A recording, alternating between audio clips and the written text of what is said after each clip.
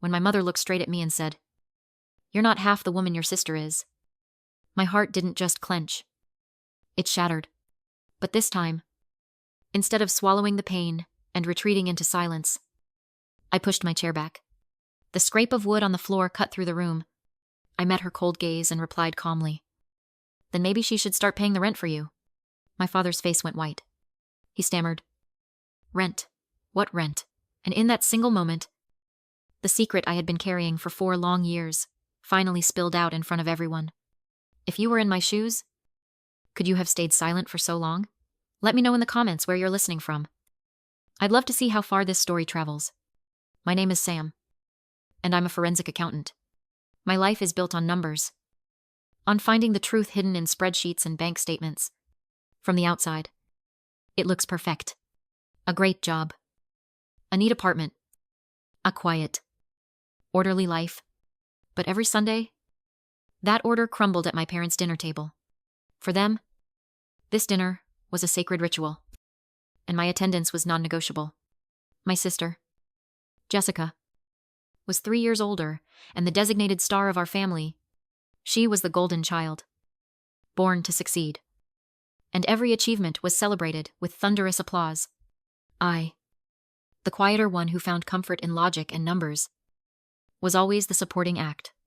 I never complained, because I knew my own worth didn't need a spotlight. But that doesn't mean the constant comparisons didn't leave scars. The dinner conversation, as always, orbited around Jessica, her latest promotion, her new boyfriend, her plans for a European vacation. She deserves it. My father boomed with pride. She's always making us proud. I just pushed my food around my plate, each bite tasting like resentment.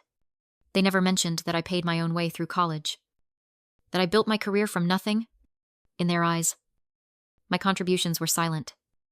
Expected duties. Nothing compared to Jessica's flashy wins. Then came the final straw. As my mother set her wine glass down, she looked at me with pure disappointment. "You're not even half the woman your sister is." And that's when I broke. As I spoke about rent, my mind flashed back to a desperate phone call 4 years ago. It was late, and my mother's voice was a choked whisper. "Sam, we're going to lose the house. Your father's business. The bank is calling." I remember the cold dread that washed over me.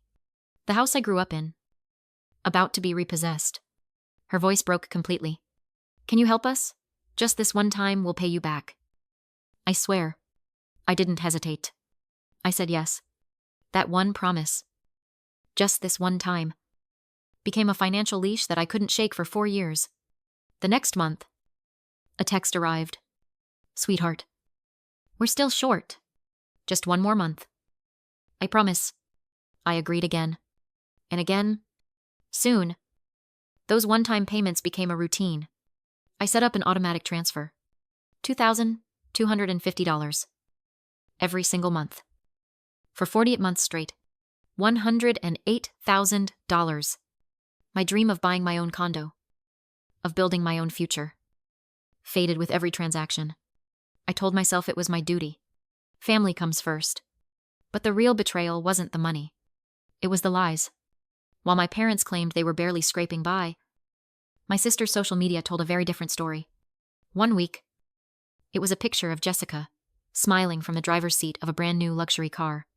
My father commented, "You earned it, princess." The next month, she was posing in a designer dress that cost more than my rent, with my mother gushing. My beautiful, successful daughter. They weren't struggling. They were using my sacrifice to fund her perfect life. Every dollar I gave up for their security was being funneled into her vanity. And now, sitting at that dinner table, as the truth hung in the air, they did exactly what I knew they would. They denied everything. My mother's voice trembled with manufactured outrage. "We never asked you for a single penny. If you chose to give us money, that was your decision. Don't you dare throw it in our faces now."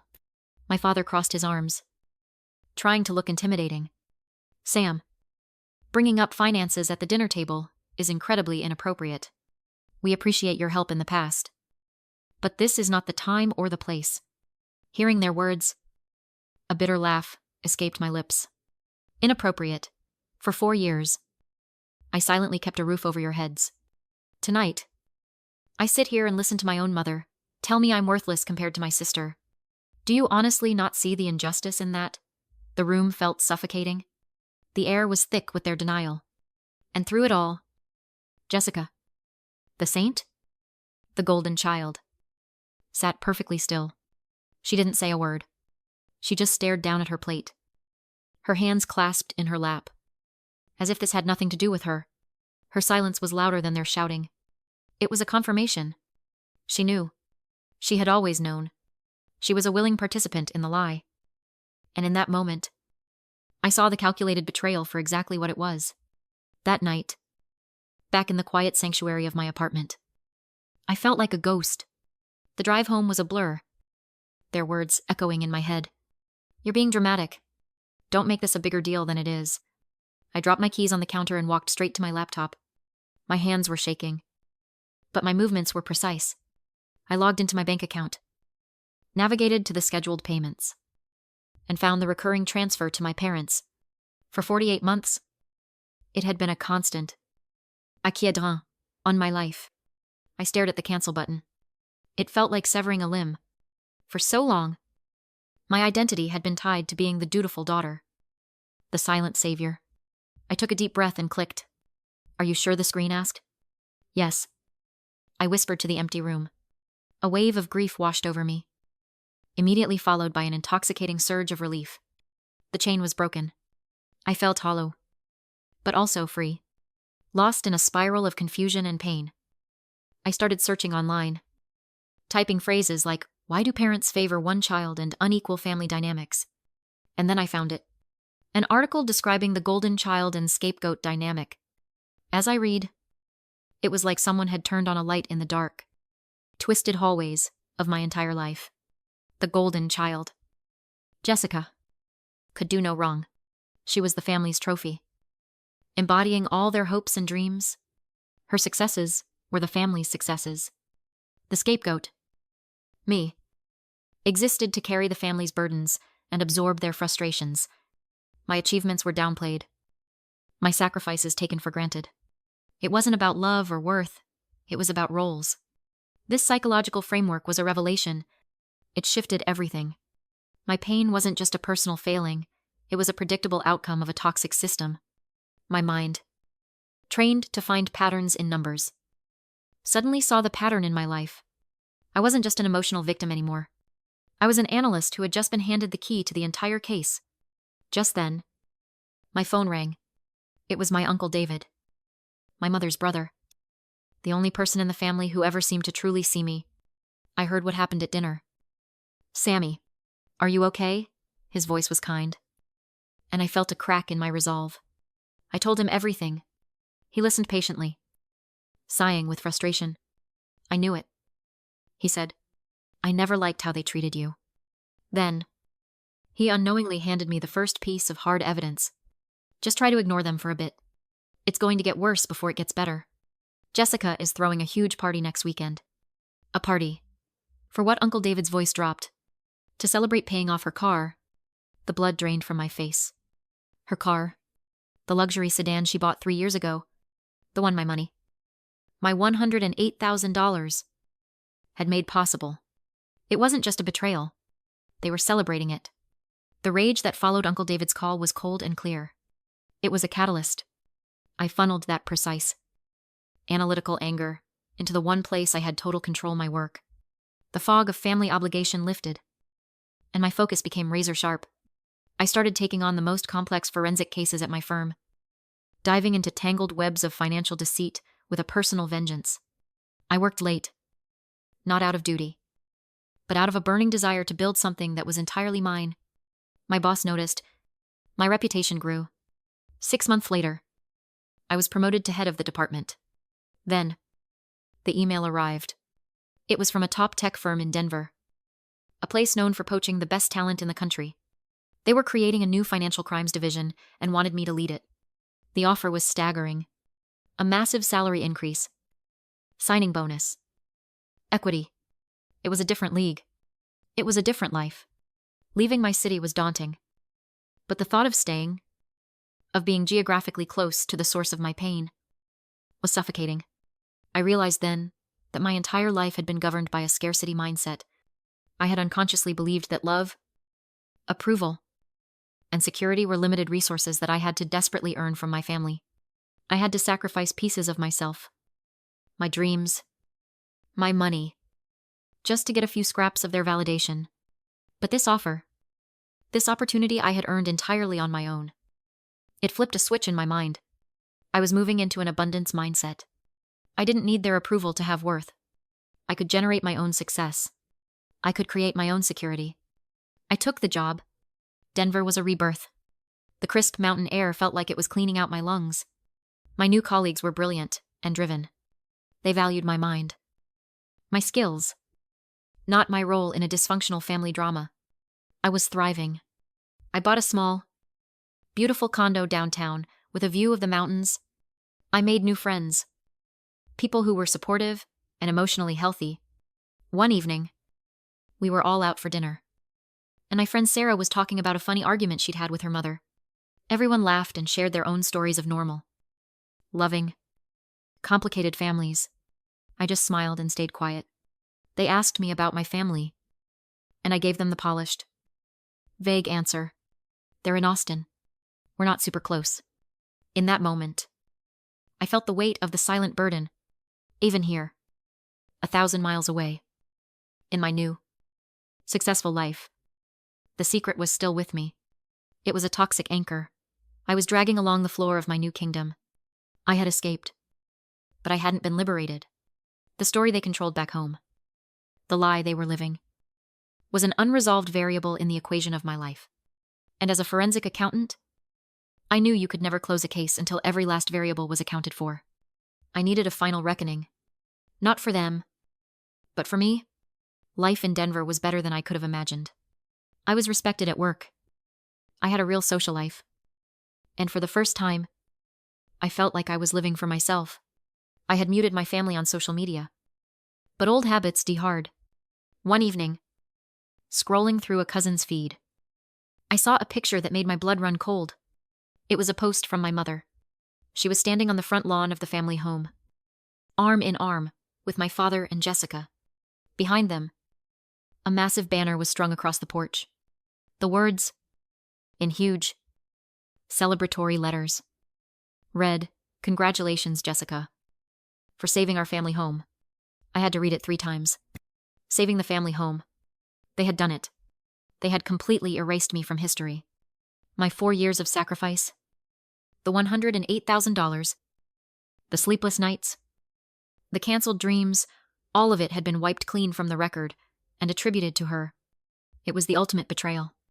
Not just an omission, but a deliberate, public rewriting of the truth that cast her as the hero and me as a non-entity. A white-hot rage, purer and more intense than anything I had ever felt, surged through me. This wasn't just an insult. This was fraud. I immediately picked up the phone and called Uncle David. I didn't even say hello. "Did you see it?" I asked, my voice shaking. "I saw it." "Sammy," he said, his own voice tight with anger. "It's disgusting. I was going to call you." I sank onto my sofa. The picture burned into my mind. I don't understand how they could do this. How Jessica could stand there and smile, knowing the truth. There was a pause on the other end of the line. Then, Uncle David said, "Sam, there's something more you need to know. It's worse than you think." He told me that a few weeks ago, he had stopped by their house, unannounced, to drop something off. He walked in through the back and overheard Jessica talking to my parents in the kitchen. She wasn't just a silent beneficiary of my money. She was the architect of my entrapment. He heard her, in her calm, sweet voice, say, "You should keep taking the money from Sam. It's good for her. It keeps her grounded and focused on family. We can't have her getting too ambitious and outshining me." Can we? The words hit me like a physical blow. It wasn't just selfishness. It was malicious, calculated sabotage.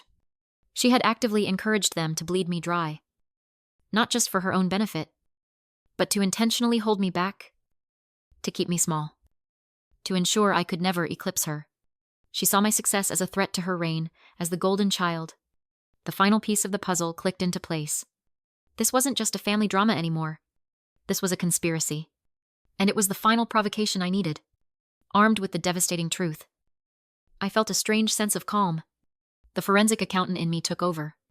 Emotion was a liability. Data was power. I booked a flight to Austin for the weekend of the family appreciation party they were throwing for Jessica. I spent the next 2 nights compiling my evidence into a presentation. It was the most important case of my life. I created slides detailing every single one of the 48 payments I had made. I inserted screenshots of my mother's pleading texts, complete with timestamps. I created a bar graph showing my dwindling savings next to a line graph of Jessica's lavish spending the down payment on her car, her trip to Italy, hair designer shopping sprees. The data was undeniable. I arrived at the restaurant as my father was beginning his toast.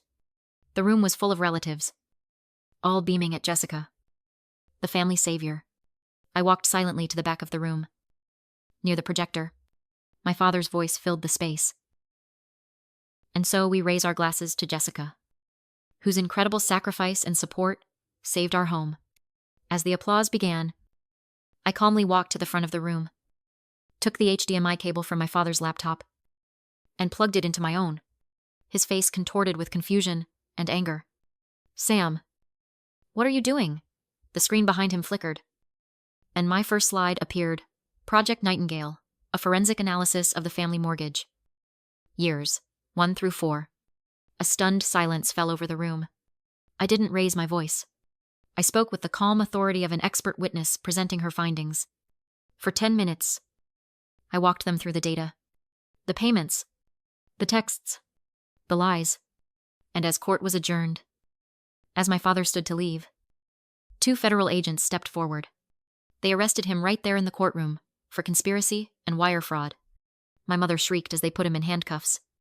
The family that had prioritized image and finance over everything else was publicly and completely destroyed by the truth they had tried so desperately to bury. The resolution came in the months that followed. Slowly. Then, with more force, a few cousins joined in.